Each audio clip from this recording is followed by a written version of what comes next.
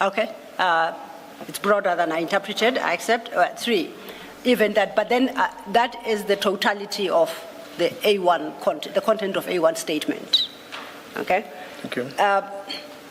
This then leads us to the referral, because we must then see what was in the referral affidavit that provided the grounds for investigation by IDEC, correct? Because that's where we would see compliance with the requirements of Section 27. Would you agree? The Section 27 referral affidavit must comply with the requirements that the commissioners took you through in Section 27. Yes. Okay. That would be CJC 373, that's file 2. File 2 at page 512.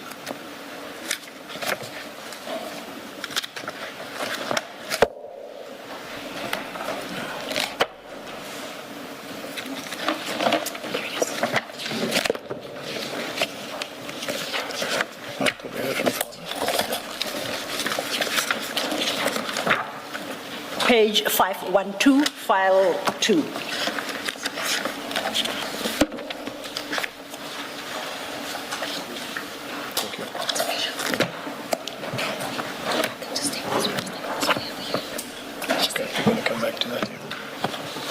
Now that document is headed referral to IDEC for investigation in terms of Section 27 of the NPA Act, capture of the Crime Intelligence Division by senior police officers.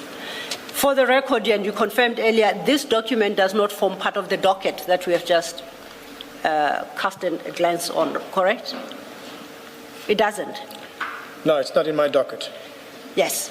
And for the record, the Commission requested this affidavit from IDEC separately, and it was provided separately. That's correct, so, Commissioner. They stand separately. Let's look at this document then. It's longer than your A1, running into about 5 pages. I think you are very familiar with its content. It's fair to say. Right? More or less, yes. My summary of what is set out here, without necessarily working through every paragraph, is that at paragraph 1, it simply refers to the 3 cases opened at the Cape Town police station and provides case numbers. You see that? I see it. And then the deponent says after these cases were opened, he was then informed that they were taken from the Cape Town police station to the office of the Provincial Commissioner, Western Cape. Then he expresses a view that he doesn't trust the Provincial Commissioner General Petekile, so that's just background information. At paragraph 2, that's when, as I read, the author engages with the real issues that would address the requirements of Section 27. And I interpret that, in summary, to be an allegation that General Kumalo and the other persons listed there, including Generals Shulushaba and Madondo and other senior crime intelligence officers, are busy with the systematic capture of Crime Intelligence Division. So that's one suspicion. The next suspicion is at paragraph 4. And it is expressed thus: I suspect that General Kumalo and some of the other senior officers in crime intelligence, including Madondo and Lushaba, were manipulating procurement processes and processes to appoint and promote certain members to higher strategic positions within crime intelligence. Then says, makes reference to the civilian who was working at BMW. Then towards the bottom of that paragraph expresses a view on this alleged conduct, which he says is the worst one of the lot of highly questionable appointments. The bottom of that paragraph then indicates the appointments at the various offices in the country must be investigated. So his second suspicion is the manipulation of procurement processes and processes to appoint and promote. The next one is at paragraph 7, and I'll skip paragraph 6 for the moment. paragraph 7, that's where he expresses his third suspicion, which is that General Khumalo Lushaba and Madondo and many of those who they have appointed are actively siphoning money from the secret fund accounts in the country. Then he expresses his understanding. Now, what this affidavit tells the reader is what the author suspects. And you recall when you looked at section 27, section 27 has got 3 requirements: that the nature of the suspicion must be stated, which I believe it does. The section 27 then must state the grounds on which the suspicion is based. On my reading of this section 27 referral affidavit, I don't see the grounds on which any of the 3 suspicions is based. Am I misreading it, perhaps? In the referral. In the referral affidavit, where are the grounds of the suspicions expressed by the author?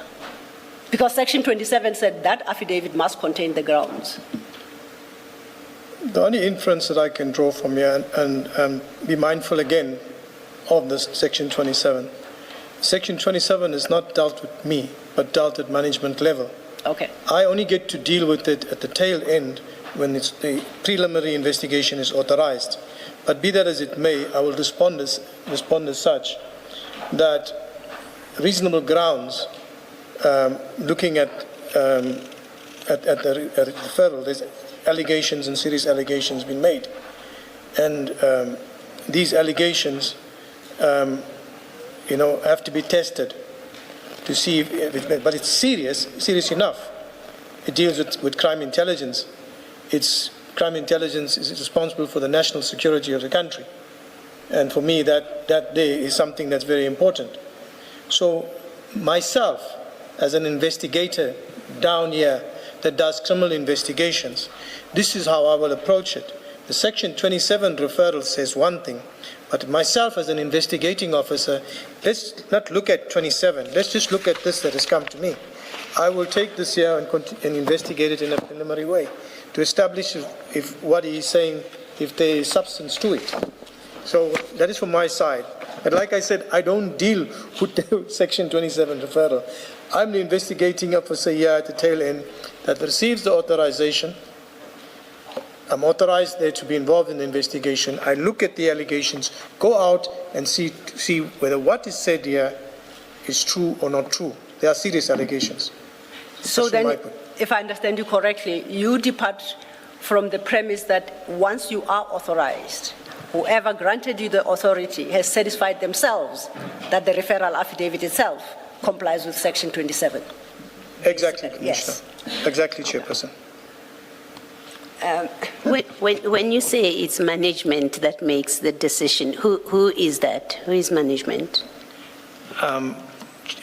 Commissioner? You say management makes the decision that this must be investigated. It's not you that makes the decision. Yes. It's management, so they have satisfied themselves. Who is management? Management will be the head of the office and her management on that level, Okay. like your committee or your management, which is looked at. But it's the head of office together with her management Okay. that makes the decisions. These belong in the IDAC space. It gets sent, it gets authorized, it gets sent down to us on the ground level, and we take it from there. Okay, but the main person in that committee is Ms. Johnson. It's the head of Ms. office. Johnson. Final decision lays with the head of office. Thank you. Thank